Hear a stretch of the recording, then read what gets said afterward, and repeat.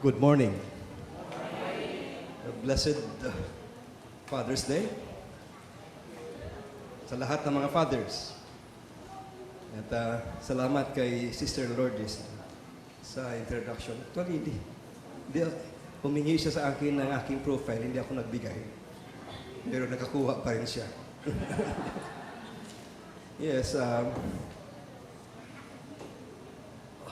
hindi mahalaga yung mga title at mga posisyon na kabit sa pangalan natin. Mahalaga yung ating position in Christ, who we are in Christ Jesus. Kaya sa buhay natin, kung mayroon man tayong pagmamalaki, ay walang iba, kundi ang ating Panginoong Jesus. Because we all know that only by His grace, we are what we are. Nais ko pasalamatan si Pastor Rafe for inviting me as your speaker this morning. Isang kagalakan kasama ng aking asawa, by the way, Mrs. ko. Nakakilala kami sa Bible School, sa Foursquare. Kagalakan na makasama kayo at joinin nyo in worshiping the Lord this morning. Kararating ko lang po sa galing Taiwan. Joining the group of Filipino pastors and leaders for 7 days time of refreshing, time of renewal. Refresh ay yung revival. Kasi yung mga pastor dito sa Pilipinas ay napaka-busy. At kinakailangan mag-take ng time para mag-spend time just in the presence of the Lord. To renew the strength, to receive fresh direction, fresh speaking from the Lord. So, karating ko lang kagabi, Friday night. At mamayang po gabi, kami ni Mrs. ay magta-travel to Australia to attend the 25th church anniversary of one of our partner church there in Sydney, Australia. Nang natanggap ko yung invitation, medyo nag-isip ako kasi yung schedule ko very, I need to spend time dapat ngayon sa church kasi Father's Day. Pero, si Pastor Rafe ay naririnig ko lang sa mga meeting ng Movement for Moral Transformation. Movement for Moral Transformation ay binubuo ng 5 pastoral group. Samako, saan si Pastor Abit ay active at naging si Pastor Rafe member ng Samako. Ako po ay isa sa mga board member ng Samako year back 2005 during the time of Pastor Marvin Niloso.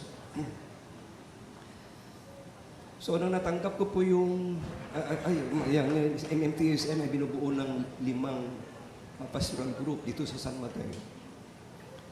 Samako, United Pastoral Movement, yung SMART under the leadership of Bishop Patrick Pineda.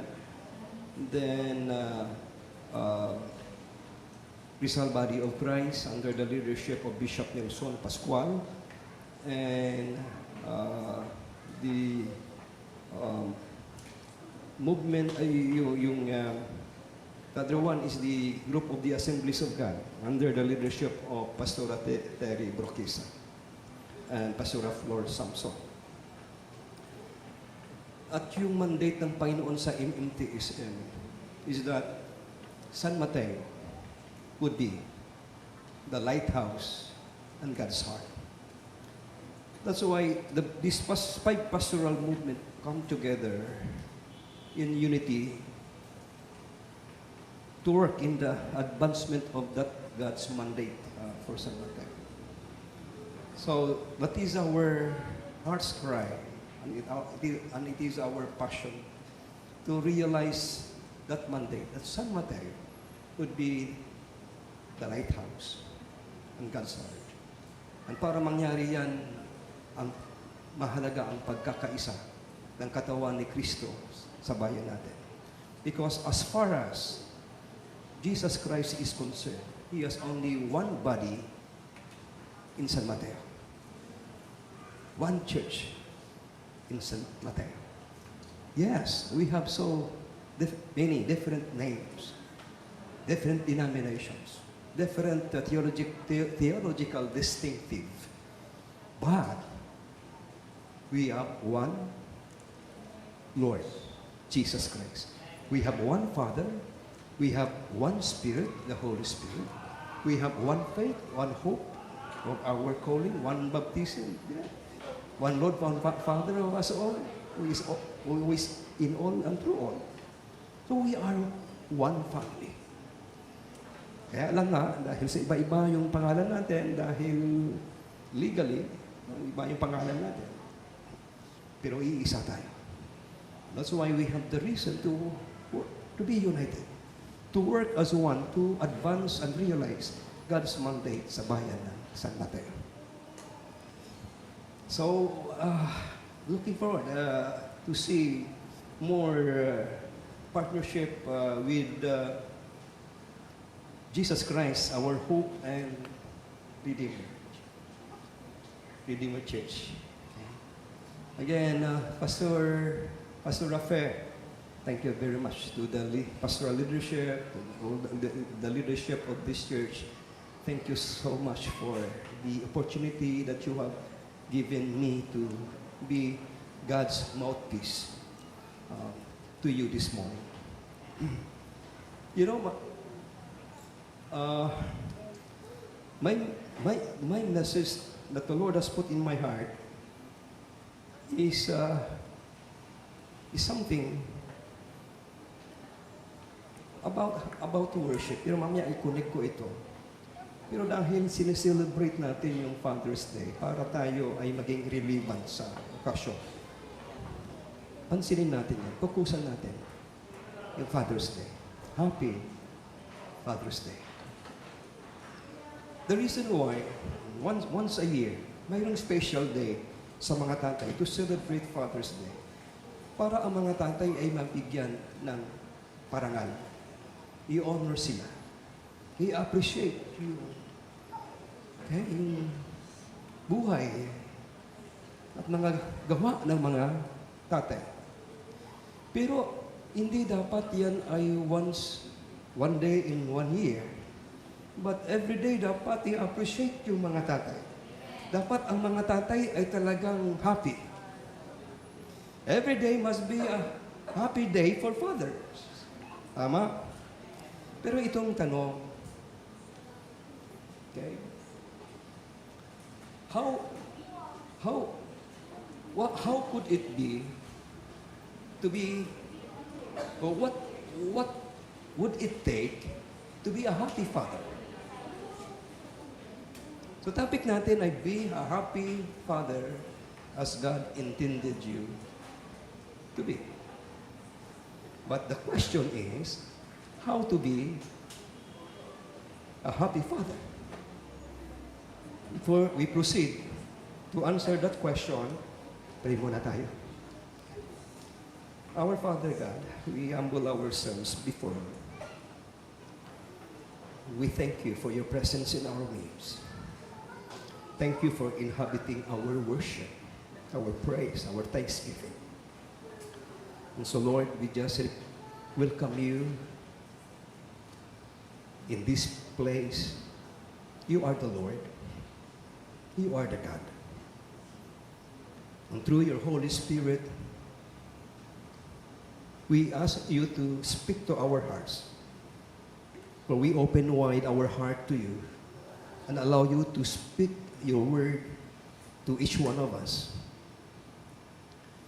You are the teacher. I am only your mouthpiece.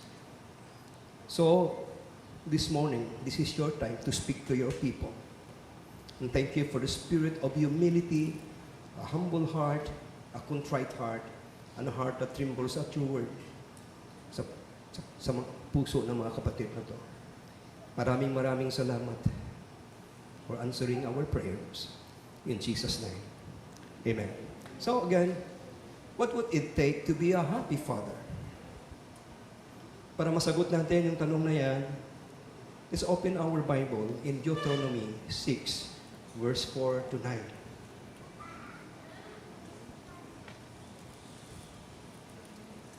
Dati, okay, sanay na sanay ako maghanda ng message sa may PowerPoint. Pero lately, na-realize ko, kapag ako may PowerPoint, I am bound to follow doon sa naka-structure na message sa PowerPoint. Minsan, hindi na malaya ang banal na Espiritu na kumilos, mag-speak na kanyang word through in our hearts, in our mind, and declare with our mouth. So, Pastor Jay, medyo hindi na ako naghahanda ng PowerPoint. Pero tatlo, sanay naman tayo sa tatlong punto. Okay? So tatlong bagay din ang aking pag-usapan in answer to the question, what would it take to be a happy father? At ang mensahe na ito ay hindi lamang ito para sa mga tatay, kundi to each one of us who are here. Because God intended to each one of us, intention to each one of us is to be happy, to live happy in this life, in our relationship and fellowship with our Lord Jesus Christ. Ang puso natin ay mag-overflow ng kasiyahan, ng kagalakan. So, tingnan natin itong Deuteronomy 6, verse 4 to 9. Ito ay pagre-review ng Panginoon through Moses sa mga Israelita to prepare them to enter into the promised land. So, niremind ng Panginoon itong mga Israelita na mahalagang bagay. At ito, mababasahin natin na verse ay mahalaga ito na in-instill sa puso ng mga Israelites to each one of us who are here this morning. It says,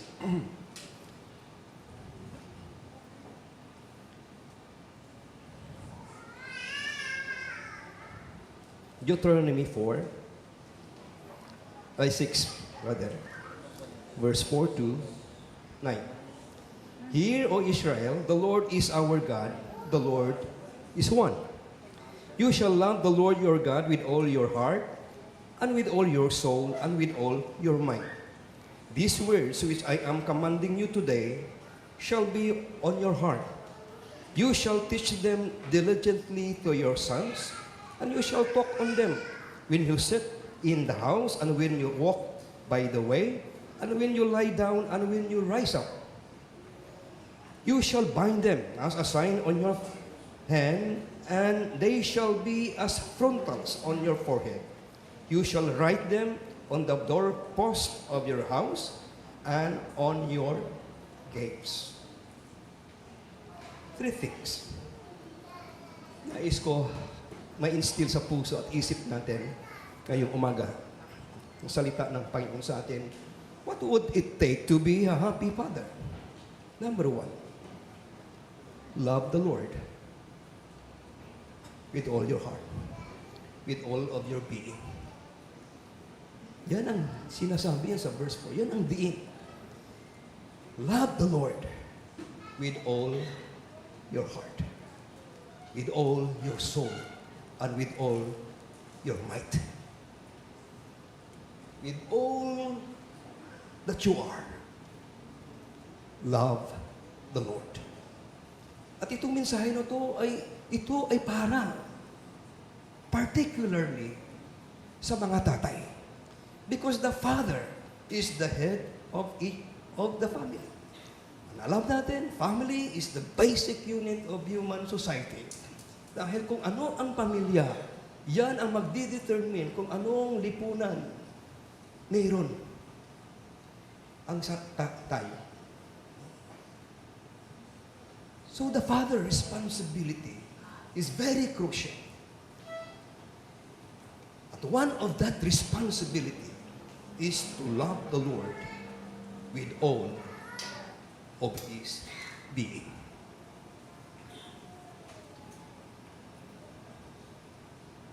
Fathers, you want to be happy? Hindi lamang sa araw na to na kayo ay paparangalan, bigyan ng gifts, celebrate. Kundi the rest of your life.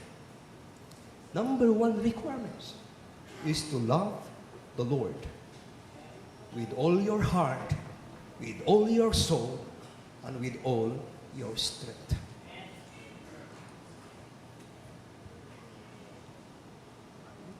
And in Deuteronomy 10, verse 12, the Lord reminded them again. Nasabi doon, hear, O Israel, behold Israel, what the Lord requires of you. But to fear the Lord, to walk in all His ways, and to love Him with all of your heart and with all of your soul.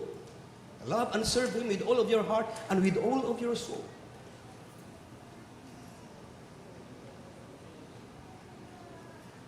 Si David is one of the example of the man who really loved God. That's why he is called a man after God's own heart. Because he desired nothing but God. God's presence. Ngayon, nais ko kayo tanongin. If ever, o kung sakali, mamayang gabi ay magpakita sa inyo ang Panginoon sa pamagitan ng iyong panaginip. At sasabihin sa iyo ng Panginoon, anak, o babanggitin yung pangalan mo, ask me one thing. Ask me one thing and I will give it to you. What is that one thing na hihingiin mo sa Panginoon? Dahil ang sagot natin yan, expose what our heart value most. Nang ako po ay na-hospital, nag-undergo ng operation kasi na-aksidente po ako. Nadulas po ako sa tiles, sa second floor. Doon, Pastor Jay. Dahil time na yon, yung third floor ay ginagawa pa. Mayroon sa butas na nakaintindi doon sa may sa hagdan ay hindi masyado natakpan. So, dahil time na yon ay yung tuloy-tuloy yung ulan. Hindi ay yung tubig ay nagdumaloy hanggang doon sa second floor. Nang gabing iyon, dahil sa tuloy-tuloy yung ulan, tinawagan ko yung aking brother-in-law sa Provident. Kasi alam niyo man Provident, kapag tuloy-tuloy ang ulan, ay umaakyat ang tubig, umaapaw ang tubig. Kasi naranasan nila yung undoy noon. Kasi kaya mayroon na silang phobia kapag ang ulan ay tuloy-tuloy. So tinawagan ko. Sabi ko, kailangan na kayo lumikas kasi may update ay tumataas na yung tubig. Ibang mga bandang Montalban ay nagsisilikas na dahil mabilis ang taas ng tubig. So sabi nila, sige, lilipat kami dyan sa church. So ako ay dali-dali naman pumunta ng church.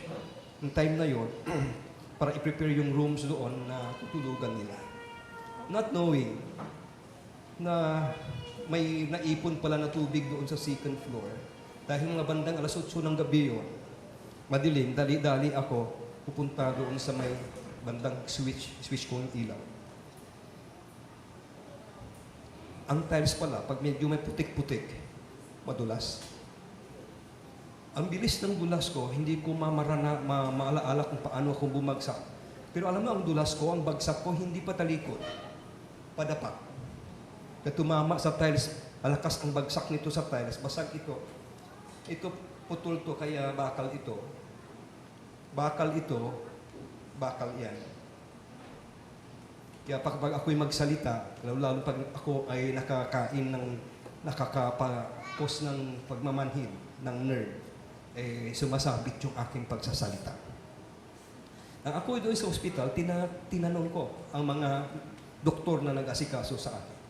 At tanong ko sa kanila, kapag si Lord ay nagpakita sa inyo ngayong gabi at sasabihin sa inyo, humingi ka ng isang bagay, ano ang inyong ihingin? Yung isa, sabi niya, yung magandang pamilya. Isa, sabi niya, magandang bahay. Isa, sabi niya, magkaroon ng magandang sasakyan. Isa, sabi niya, maging successful na doktor. Okay. Maganda naman yung mga sagot nila. Pero ikaw, anong sagot mo? Pag tinanong ka ng Panginoon, ask me of one thing, and I will give it to you. What is that one thing? Kay David, isa lang ang kanyang hiningi.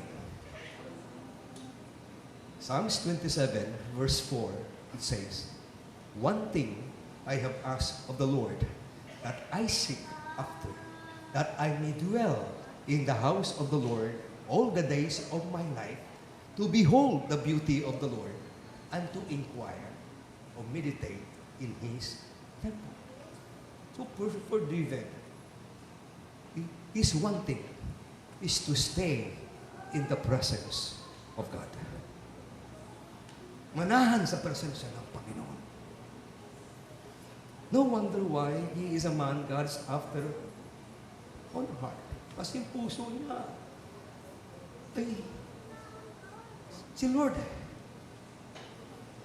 Hindi material na bagay. Hindi siya after doon sa posisyon naging hari. Hindi. Sang bagay lang ang mahalaga sa kanya. Ang presensya ng Diyos sa buhay niya. Alam niyo kung bakit? Bakit si David ay nag-come up doon sa statement na yan, sa verse 4? Kung basahin mo, aralin mo yung Psalms 27, ang unang verse ay nagsasabi, the Lord is my light and my salvation. The Lord is whom shall I fear? The Lord is the defense of my life. Whom shall I be afraid? The Lord is my light. Light is the answer to darkness. Sa buhay na to, hindi natin maiiwasan, dadaan tayo sa madilim na karanasan ng buhay. Pag walang liwanag, hopeless tayo. No sense of direction, no sense of meaning yung buhay natin when we go through dark times of our lives. But if the Lord is your light, then there is no darkness sa iyo. Amen. Lalo-lalo sa ating panahon. Padilim na padilim. Pakapal na pakapal ang kadiliman. We need to stay in the presence of the Lord. The Lord is our salvation, not only the salvation of our soul doon sa eternal damnation. He is our salvation in every need we have, in every situation we have. The Lord is our salvation. And the Lord is the defense of our life when we are attacked by the enemy. Stronger than we are. Our only strong defense is the Lord. Alam ko, ilan sa atin dito ay nakakaranas ng laban sa buhay. Matinding atake ng kaaway sa inyo. Mga pagsubok na pinagdaanan ninyo. You need a strong defense. At walang ibang strong defense sa buhay natin, kundi si Lord.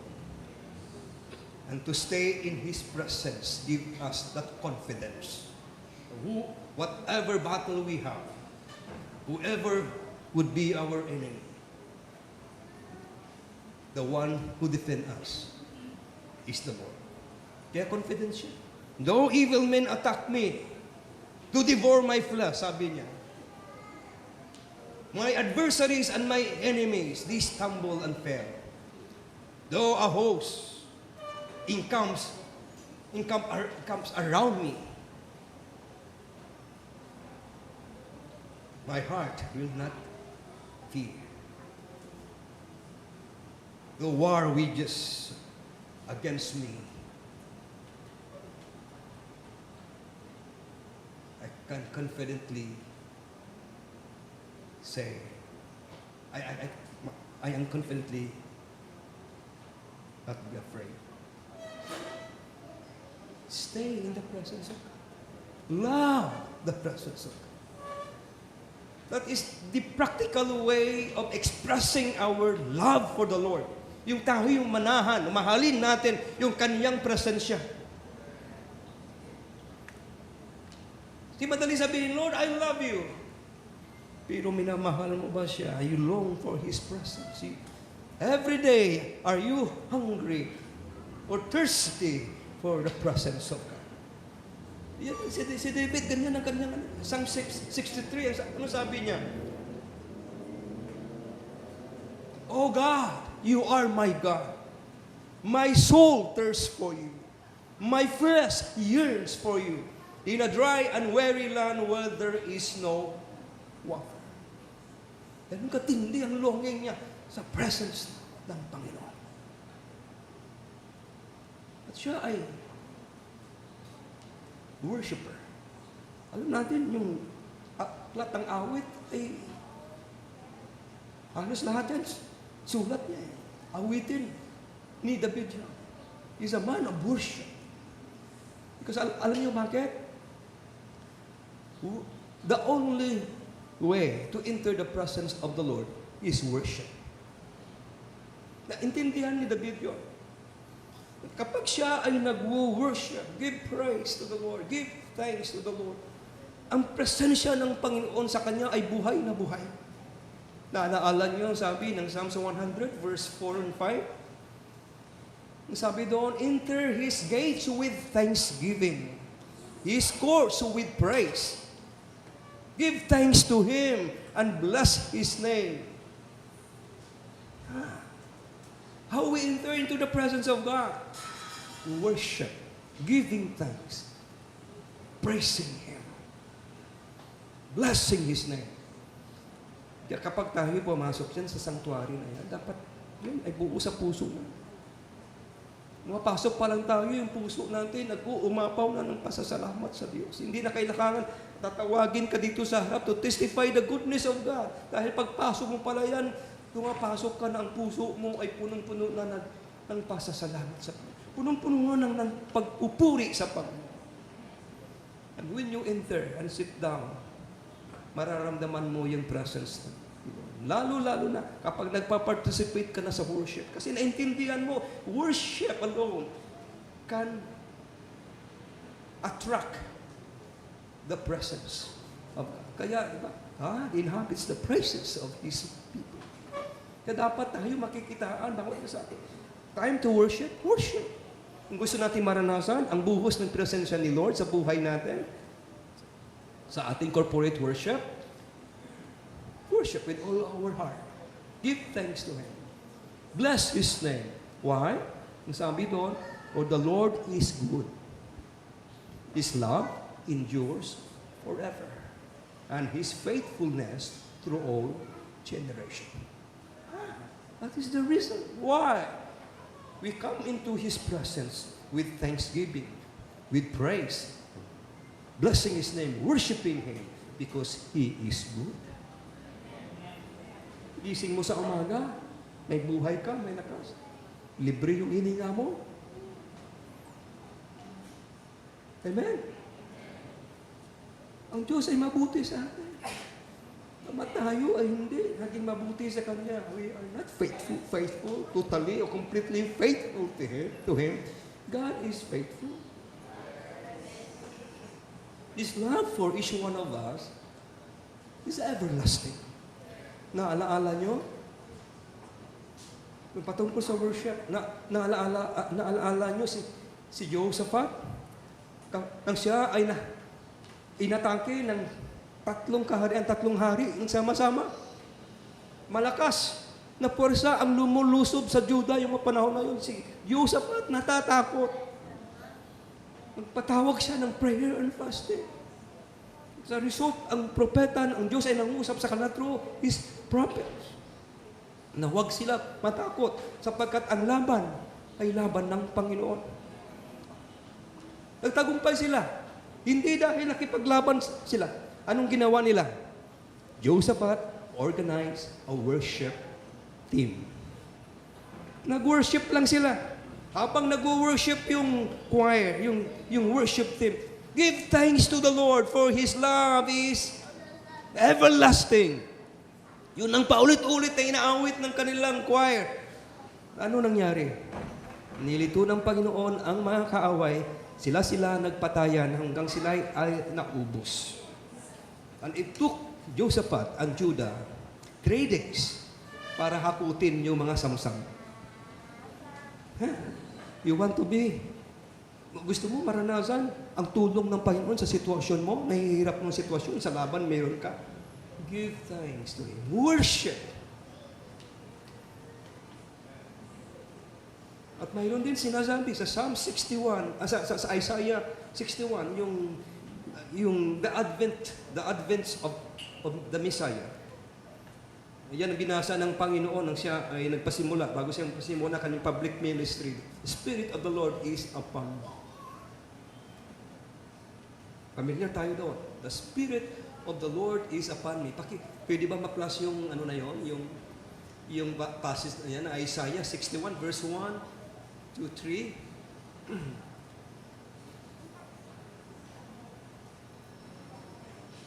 Kung pwede natin may i-flash.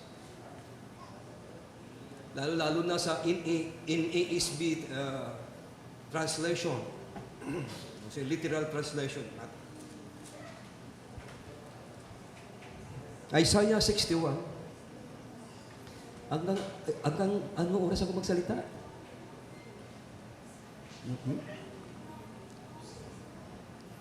Okay, matapos before 12. Tama? Okay. Isaiah, tingnan, Isaiah 61 verse 1 to 4.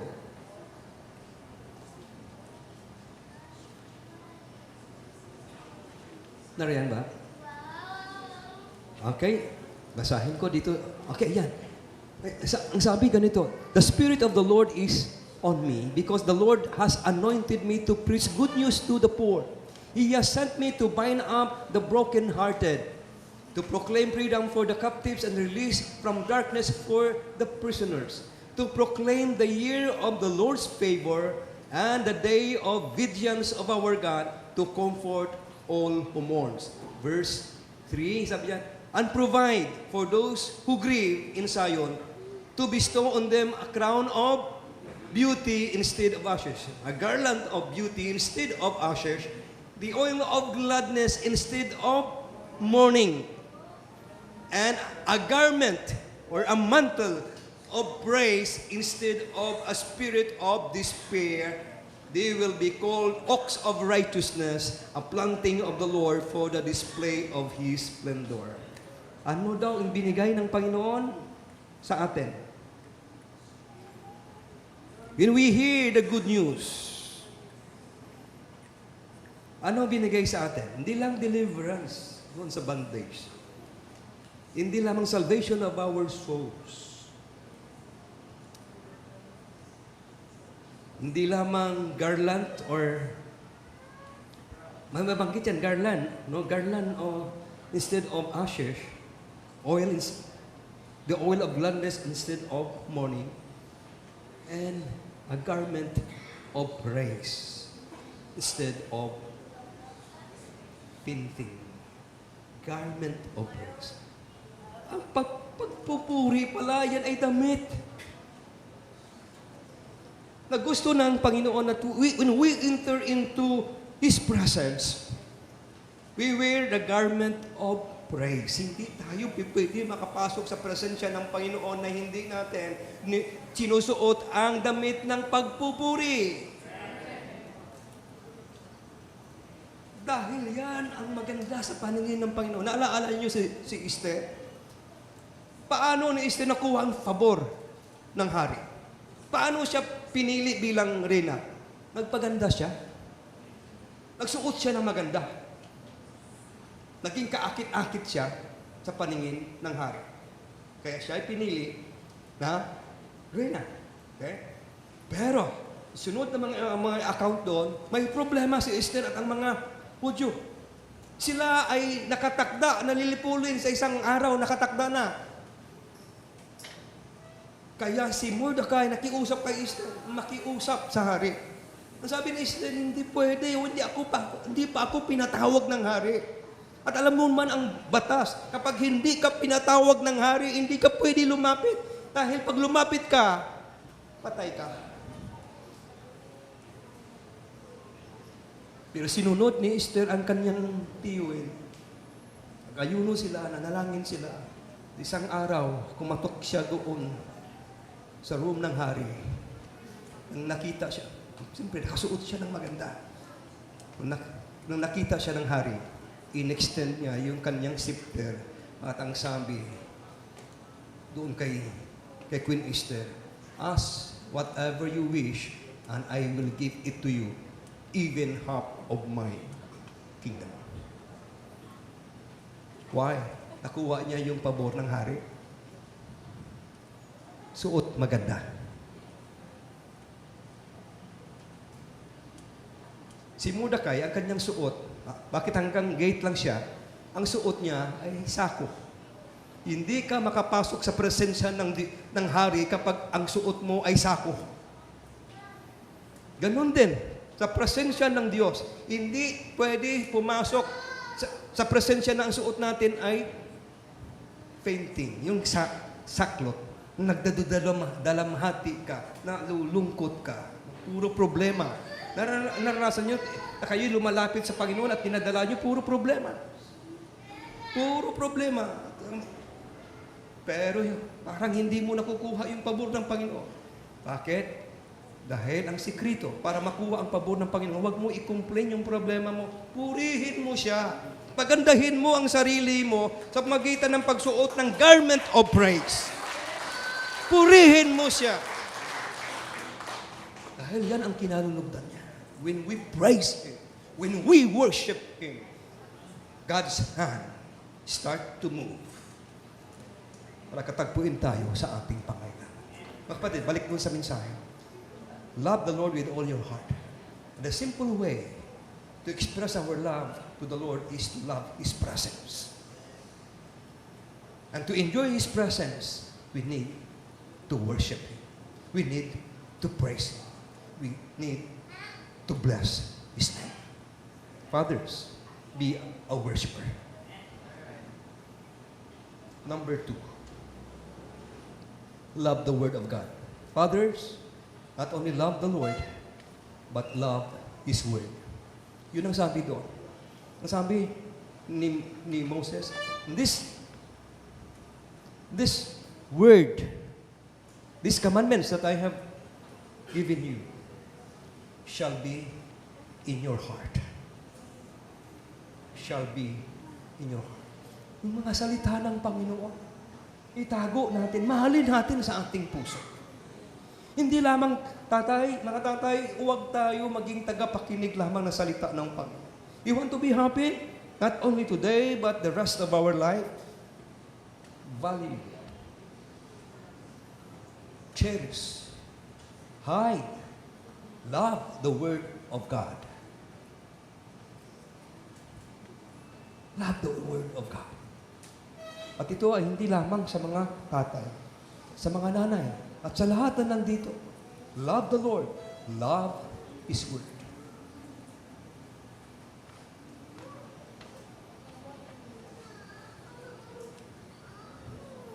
Yung sumusunod sa Kanya, ang siyang Kanyang pinagpapala. Yan ang Kanya paulit-ulit doon sa, diba? Sa Deuteronomy. Kung susunod kayo sa akin, talaga kayo ay iaangat. Pagpalain ko kayo. Kaya mahalin natin ang Kanyang salita. Mga tatay, be a student of the Word of God. Be a disciple of Jesus Christ. Maintindihan natin niya, biging disciple, tagasunod. Learner, student ng Panginoong Hesus. Then, the last. Love fathers. What would it take for you to be happy? Not only to love the Lord, not only to love His Word, but love your family. Sabihin niyo, Pastor, wala naman doon yan sa may Deuteronomy, love your family. Naroon. Ano sabi doon? Okay? These commandments that I have given you today shall be in your heart. And teach them diligently to your sons. When you sit in your house, when you walk on the way, when you lie down, and when you rise up. Bind them on your hands and on the frontals of your head. Gawin ninyong wristband and headband. And write them on the post, on the doorpost, and on your gates. Di ba family yun? Ang ituro diligently ng salita ng Panginoon sa mga anak, di ba yun pagmamahal sa pamilya? Ang tatay na nagmamahal sa kanyang pamilya ay nagtuturo ng salita ng Diyos sa kanyang pamilya. Teach them diligently to your sons. Because Father is the priest of the family. Tayo mga tatay, tayo ay saserdote, tayo pare, tayo pasto ng pamilya natin. At ang responsibilidad natin is to teach our children the Word of God. In all we do. Sabi ka doon ano mang ginagawa mo, ituro mo ang salita ng Panginoon. Kahit nakaupo ka, kahit naglalakad ka, kahit nakahiga ka, nakatayo ka, ituro mo ang salita ng Diyos. Isiksik mo. Isulat mo. Ilagay mo sa iyong mga kamay. Ilagay mo sa iyong ulo. No. At isulat mo sa puste ng bahay mo. O sa doorpost ng bahay, sa pintuan ng bahay mo. At sa gates ng tahanan mo. To make sure that your children, your family, love God and love His Word. Tatay, mga tatay, the only way to love our family is to teach them the Word of God. Amen. So this morning, 3 things ang sinasabi sa atin ng Panginoon na gusto niya bumaon sa puso at isip natin, maging bahagi ng buhay natin. At sa tingin ko, hindi lamang sa mga tatay, kundi sa lahat ng nandito. Number 1, love the Lord. With all of your being.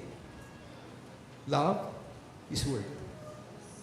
And love your family by teaching the Word of God. Tayo po ito ngayon.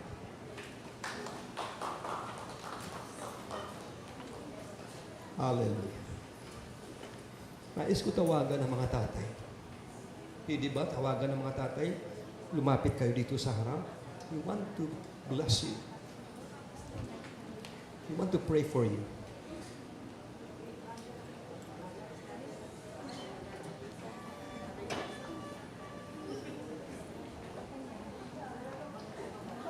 Praise God. Marami pala mga katatayan dito sa iglesia ito.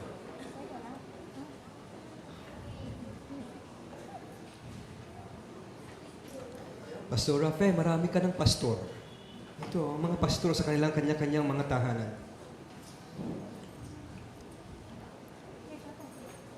Mga tatay, malinaw ba ang mensahe ni Lord sa inyo?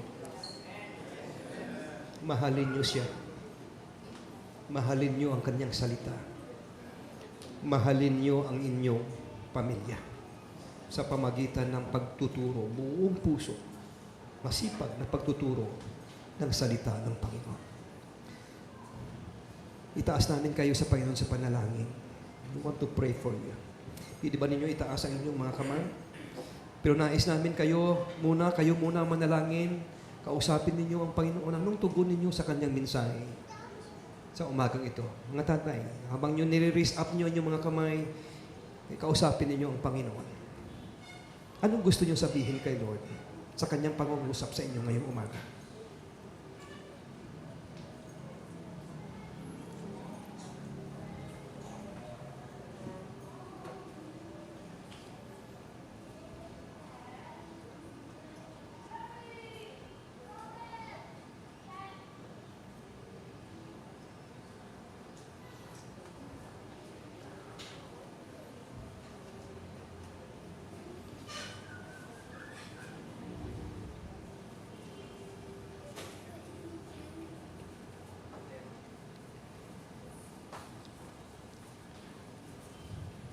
Praise God.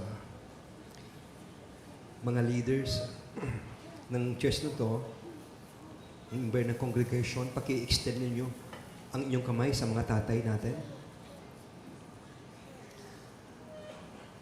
Mabigat ang kanilang responsibilidad mula sa Panginoon. Ang mahalin ng Panginoon ng buong pagkatao nila. Puso, kaluluwa, lakas. Mahalin ang salita ng Panginoon. Pagyamanin ang salita ng Panginoon sa kanilang puso. At mahalin ang pamilya sa pamagitan ng pagtuturo ng salita ng Panginoon. Na sila din ay matutunan mahalin ang Panginoon at mahalin ang kanyang mga salita. Aming Ama, sa pangalan ng Panginoong Hesus, maraming salamat sa buhay ng mga katatayan dito sa harap. Narinig mo ang kanilang panalangin bilang katugunan nila doon sa pinahayag mo sa kanila ngayong umaga. Inihiling namin sa iyo na may pasasalamat. Buhusan mo sila ng iyong biyaya. Buhusan mo sila ng iyong banal na espiritu upang bigyan ang bawat isa sa kanila ng kapangyarihan na mahalin ka ng buong puso, buong kaluluwa, buong lakas. At maging masunurin sa iyong mga salita. Mahalin ang iyong salita. Isagawa ang iyong mga salita. Mahalin ang pamilya sa magitan ng pagtuturo ng may kasipagan ng iyong mga salita, Panginoon. Lord, in your name, Lord Jesus, I speak your blessing to each one of these fathers. Overflow them with your blessing. Bless them to be a blessing to their family. Bless them so that they will continue to experience being a happy father the rest of their lives. Father, thank you so much. Embrace them with your love. Thank you that you are their Father. Yakapin mo sila ng iyong pagmamahal. Buhusan mo sila ng kapayapaan mo, ng kagalakan mo, dahil sa iyong pag-ibig na hindi nagmamaliw sa bawat isa sa kanila. Thank you for blessing their families. Thank you for blessing their finances. Thank you for blessing their physical health. We give you praise, Lord. We give you our thanksgiving.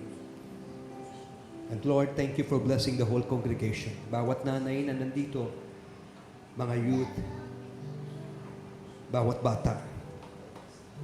Panginoon, I speak your blessing for each one of them. I speak your blessing to this church. I speak your blessing kay Pastor Rafael. to her husband and children, the whole family. I speak your blessing to the whole church. Thank you that you empower them to fulfill the mandate that you have for them as a church. Thank you for answering our prayers. Receive all the praises, the glory, and the honor with our thanksgiving. For this we pray in Jesus' mighty name. Amen. Amen.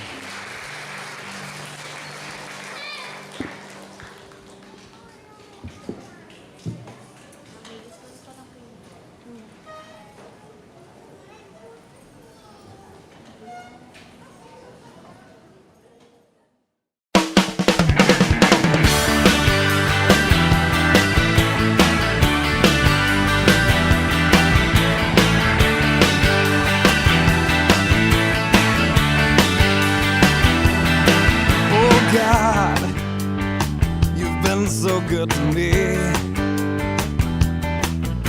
You came and found this orphan and you brought me right into your family. Oh yeah. Oh God, you've been so good to me. You threw away my past and you never count my sins against me. No, thank you, Lord. You got me dancing, and now I'm shouting. You got me leaping, and now I'm spinning hallelujah. Oh, you're so good to me. You're so good to me.